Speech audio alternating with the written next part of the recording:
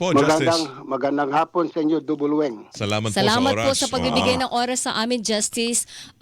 Una muna, gusto namin malaman kung ano po ang inyong sagot do sa mga naging aligasyon o mga binitiwang salita ni Madriaga sa House Justice Committee.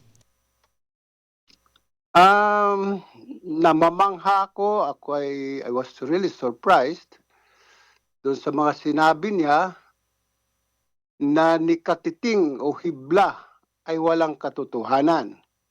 Tingnan natin yung sinabi niya sa kanyang affidavit. Ang sabi niya, si Presidente Duterte, or ang ginamit ay or ha, or VP Sara Duterte, ay inutusan siya magbigay ng pera kay Ombudsman Martires or Ryan Kilala. Okay. So unahin natin, sino nag-utos sa kanya? Si Presidente Duterte o si Vice Presidente Sara Duterte? Kasi hindi naman pwedeng or yun, and or, di ba? Hindi, or ang kanyang ginamit. Disjunctive mode, sinatawag natin sa English. Opo. So sinong nag-utos?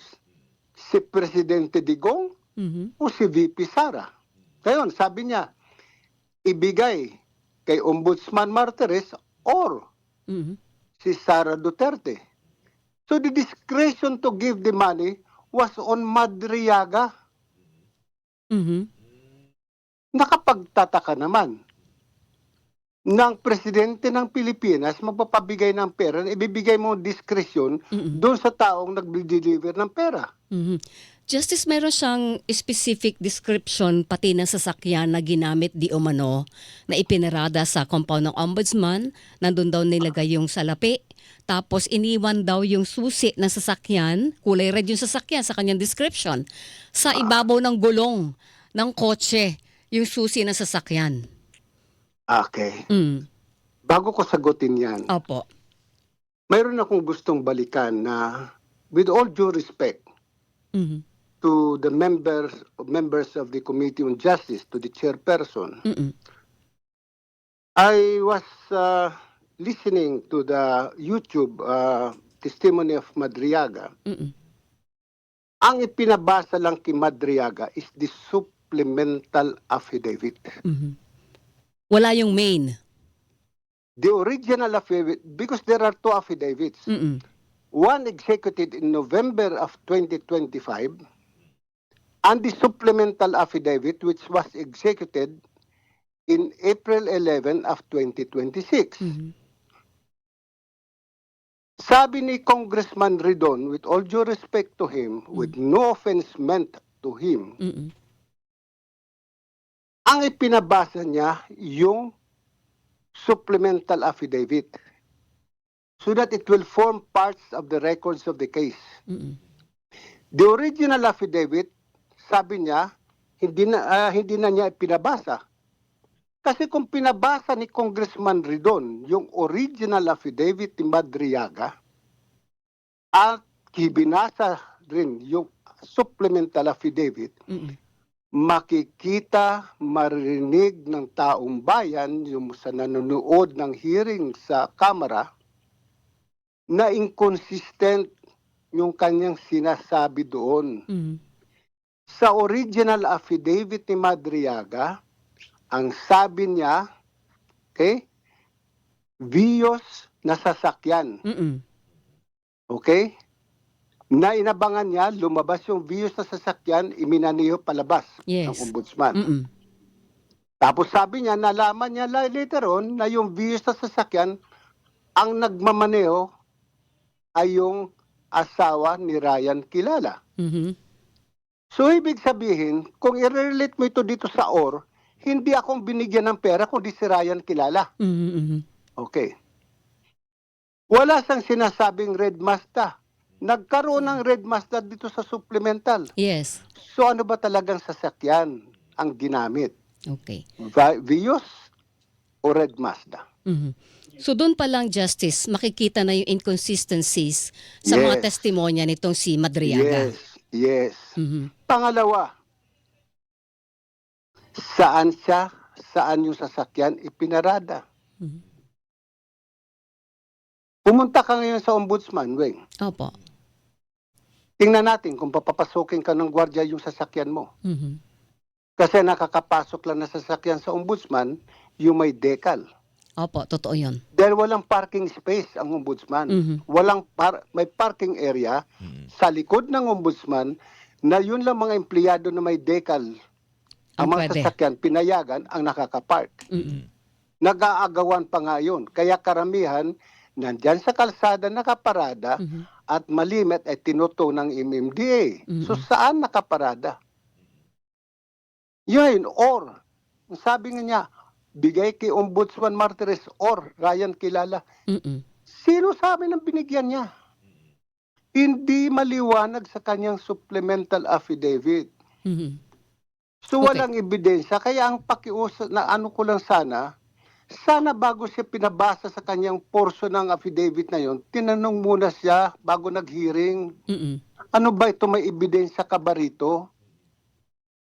So tingin niyo, Justice, ang una munang linawin ko, Justice, not even once nakilala niyo ba si Madriaga? Nakaharap niyo ba ito? Nakausap niyo siya?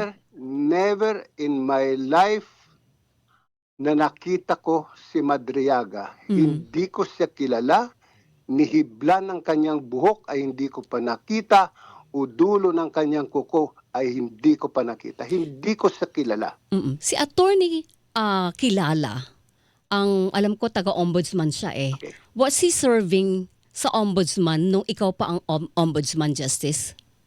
Bago ko nag-ombudsman, Mm. si Ryan Kilala ay assistant special prosecutor na ng Mm-mm. Office of the Ombudsman. Opo. Okay? Yan ay nagtuturo na sa San Sebastian College. Mm-mm. Kaya naman kayo maging ombudsman, naabutan ko yan si Ryan Kilala. Nauna pa siya sa'yo sa ombudsman? Nauna siya sa akin sa Okay. ombudsman. Okay? Mm-mm. Siguro magandang kausapin nyo rin si Ryan Kilala para Mm-mm. maliwanagan kayo. Mm-mm. Bakit nga ba siya ay kilala Mm-mm. ni Madriaga? Ako Opo. hindi ko kilala si Madriaga. Mm-mm. Pero nagtataka lang ako, Weng, kung ikaw ay mag-uutos, Mm-mm. kayo ni Weng de la Peña, Mm-mm. mag-uutos kayo, hindi pwedeng ikaw o si Mr. de la Peña, Mm. at hindi pwedeng sasabihin mo, ibigay mo ito kay Alan Gatos or kay ano eh. Ganon, hindi pa pwedeng or eh. Oo. Sinong bibigyan mo? Mm-mm. So, Kaya Justice, walang ebidensya, hindi ko maintindihan ba't ito pinatulan ng Kongreso. Ito yung Oo. tinatawag nga ni Congressman Rufus Rodriguez na polluted source, Mm. polluted testimony. opo. Sa tingin niyo po, Justice, bakit isinabit si Samuel Martires sa kwentong ito? Alam mo, dinadaan ko na lang sa biro kahit medyo masakit minsan sa dibdib. Mm-mm. Ang sinasabi ko na lang sa mga kaibigan ko siguro dahil sa masyado akong gwapo na iingit sila sa akin. Mhm. Kalaban ko lang naman sa pagkagwapo ay si Alan Gatos. Okay. Pangalawa, akala siguro nila ako'y tatakbong vice-presidente. Na vice-presidente ni Sara Duterte. Wala akong balak pumasok sa politika. Mm. Ang sarap na ng buhay ko, Miss Marinduque. Opo. Ang sarap na ng buhay ko na nagliliwalay ako kung karisaan saan. Mm. Di ba? Opo. Bakit ko guguluhin ang buhay ko? Sabi nga ng asawa ko, subukan ko raw kahit tumakbong barangay captain. Oo. Hihiwalayan ako. Sabi ko, salamat, hiwalayan muna ako, tatakbo na lang ako barangay captain. Loko ka, Justice. Pero you seriously, si Ryan Kilala, at any point na nagkasama kayo sa Office of the Ombudsman, hindi siya nagkaroon ng ganitong anumang transaksyon sa pagkakaalam ninyo? Kasi baka siya yung idinidikit sa pangalan mo, Justice eh. Baka siya yung sinasabi ni Madriaga na nabigyan din niya ng pera, kaya na i-connect sa'yo because dati magkasama kayo sa ombudsman. Alam mo, sa 7 taon ko sa ombudsman, Mm-mm. nakikita ko lang yan si Ryan Kilala Mm-mm. during Christmas program Mm-mm. o anniversary ng ombudsman. Opo. Kaya yan si Ryan Kilala, lagi siya isa sa mga MC dahil magaling magpatawa. Mm-mm. Oo. Mm. Mayroon niya yan isang ano diyan sa Timog na kung saan nagsa-sideline siya Yes. na parang stand-up comedy. Opo. Doon ko lang siya nakikita, doon ko lang siya nakakausap. Pero yung usapan na seryoso Mm-mm. o even tungkol sa trabaho sa opisina, hindi kami nagkausap ni Ryan. Okay. Justice, itong sabi nyo kanina, dalawang sasakyan na banggit ho ron, no? Posible ba na may mga sasakyan pa rin pinapayagan ho doon pag merong mga matataas na opisyal ang magsasabi na payagan nyo makapasok yan? Mm. Posible kayong ganong hula. Alam mo, nung panahon ko, ang nakakapasok lang na sasakyan na sinasabi rin namin, Mm. mga sasakyan ng mga opisyal ng gobyerno, congressman, yung mga ganun.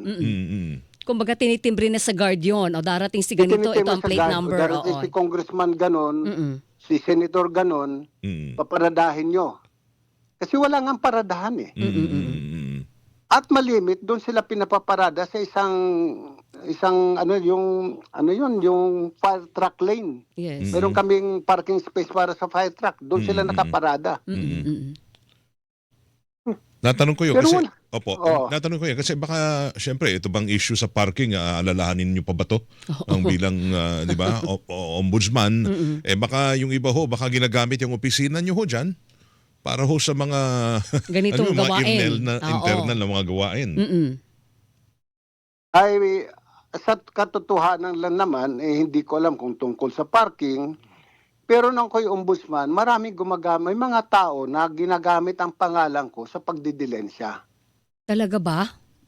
Di ba meron na nahuli dati sa Pangasinan na ginagamit ang pangalan ng ombudsman nang hihingi ng pera somewhere in La Union. Mm-mm. So yun ay nahuli namin na dating empleyado actually ng ombudsman. Kinasuhan yan kahit nung panahon pa ni dating ombudsman Conchita Morales, tinanggal yan sa serbisyo. Pero nagpatuloy hanggang panahon ko. Opo. May mga empleyado rin sa ombudsman na hanggang yun ay nandyan pa rin, na kumisang ginagamit ang pangalan ko. Wala naman akong alam sa ganon. Justice, hindi kaya nagamit din ang pangalan mo sa ganito? Kumbaga may rumakit, ginamit ang pangalan mo. Hindi ko alam. Ang alam ko na dadamay ang pangalan ko dahil sa politika. Dahil sa politika. Dahil Hindi dahil sa trabaho kasi o dahil yung- kilala yung- kang malapit sa mga Duterte. Baka pwedeng ganon. pwede rin ganon. Kilala ko malapit sa mga Duterte. Mm-mm. Oo, kaya kung ako'y malapit nga sa Duterte, yun sinasabi ko, bakit kailangan ipadala kay Madriaga ni Presidente Digong ang pera para sa akin? Ba't pa idadaan sa iba? Alam ng buong Pilipinas na nung ang presidente ay si Presidente Rodrigo Roa Duterte, na ang taong malapit sa kanya at lagi niyang kasama ay walang iba kundi si Senador Bongo. Ano ba naman ipatawag lang ako ni Presidente Digong kay Bongo Bong, di ba? Pupunta naman ako eh. Bakit kailangan pa dumaan kay Madriaga? At sasabihin pa, bigyan mo kung hindi si Martires, si Ryan kilala. I don't think the former president is that kind of a person na mamimigay ng pera. Hanggang ngayon, mataas ang respeto ko kay Presidente Duterte. Hanggang ngayon, siya pa rin ang tinitingala kong tao na dissenting tao na nakilala ko na opisyal ng gobyerno. Okay. Justice, dahil nakaladkad ang pangalan ninyo dito kahit matagal na kayong retired, ano po ang legal na hakbang na binabalak nyo? Meron po ba? Papansinin niyo pa ba ito? Dadalhin niyo sa korte si Madriaga or kakalimutan mo na lang ito? Sabi niya, tinatawanan niya na lang. Alam mo, marami nagsasabi sa akin, kasuhan ko. Pero sino ang lugi pag ako'y nag-file ng kaso laban kay Madriaga? Di ba ako din? Pag nag-file ako ng libel case sa piskalya, pupunta ako sa piskalya, manunumpa ako. Pag nag-clarificatory ang piskal, pupunta ako. Pag naisampa yung kaso sa husgado, pupunta ako. Ako rin ang lugi. Malaking na abala. nag-enjoy ako sa malaking abala. Mhm. Imbis na nag-enjoy ako sa retirement ko sa probinsya, Mm. ay kakalad ka rin ko ang sarili ko papuntang Maynila para mag-appear lang ng hearing. Lugi ako. Okay. Diba? Alright. Pero ito, Kaya just, nga sa ngayon, binabalaan ko yung mga galit sa akin Mm-mm. na kung ang akala ninyo ako ay na ano to, Papatol. ako ay nagmumukmok, Mm-mm. patawarin nyo ako. Katulad din ninyo, tinatawanan ko kayo dahil kung ako'y magmumukmok, magagalit sa inyo, lugi din ako. Dahil pinagtatawanan nyo ako, kaya pinagtatawanan ko rin kayo sa inyong kabubuhan. Yan ba- Magagawa kayo ng English na sentence, oo. disjunctive mood pa. Mhm. Yan din ba yung message mo kay Madriaga? Ha? Yan din Alam ba mo yung si mensahe mo kay Madriaga, Madriaga? pakiusap ko sana sa Kongreso kung pwede, patingnan nila si Madriaga sa isang psychiatrist. Mhm. Kasi parang nagkakaroon na ng delusion si Madriaga. Siguro dala ng pagkakakulong niya. Mm. So kung ano-ano na lang ang sinasabi. Diba? Kung ano na lang imagination pumapasok sa isip niya. Mhm. Okay. Yung iba ayoko Opo. nang Patulan pa. mapapag-usapan Oo. natin. Okay. Yung Sige sa po. akin na lang. Pero Opo. marami siyang sinasabi na natatawa yung ibang tao. Mhm. Katulad nga ng sinasabi niya, ang naglabas ng Vios na sasakyan ay yung asawa ni Kilala. Mm. Hindi nga nagmamaneho yung asawa ni Kilala eh. Mhm. Hindi marunong mag-drive. Mayroong certification ng LTO na wala silang lisensya ang isini-issue sa kay Rhea Kilala, Mhm. kay Rhea Fortuno. Mm. Mm. Paano mamaneho yung isang taong hindi marunong magmaneho? Mhm. So Okay. dapat siguro patingnan nito si Madriaga. Okay. Opo. Huli sa akin lang. Ito, kasi na-issue ng parang show cause order itong Si Attorney Ryan Kilala. Aabot mo ho ba, ganun ba? Pwede ba yun? Baka ho, abutin na kayo rin ho, ipadalhan ng... Hindi na sa show cause eh. Pwede bang ganun? Posible ba yun? At saka, later on, paano ho paggamitin ho yun para ho masampan kayo ng anumang kaso nakikita ho nila? Nasa sa kanila yan kung anong gusto nilang gawin. Mhm. Di ba? Hindi ko naman sila pwedeng pigilan eh. Mm. Nasa sa kanila lahat yon. Mhm. Ang pakiusap ko lang sa kanila, sana, bago kayo gumawa ng hakbang, pag-aralan nyo muna. Okay. Pag-aralan nyo yung kaso na gusto i-file sa inyong kapwa. Opo. Pangalawa, at higit sa lahat, magdasal muna kayo, nagabayan kayo ng Espiritu Santo sa inyong mga ginagawa para hindi kayo nakakasakit ng inyong kapwa, hindi nyo sinisiraan ang dignidad o integridad ng inyong kapwa. Dahil hindi nyo iniinsulto ang kahirapan ng inyong kapwa na wala ibang yaman kundi ang kanyang integridad o dignidad. Okay. Magdasal kayo, matuto kayo magdasal. Mm. Opo. Katatapos lang natin mag-celebrate Sumala. ng Divine Mercy. Opo. Magdasal kayo. Mm. Alright, Mm. sige. Alright. Justice, maraming salamat Thank po you sa po, oras Justice, ha. Sa sa susunod oras. po ulit. Maraming salamat sa inyong dalawa ulit. Ingat ka po, Justice. Salamat Thank po. you. Sige. Yan.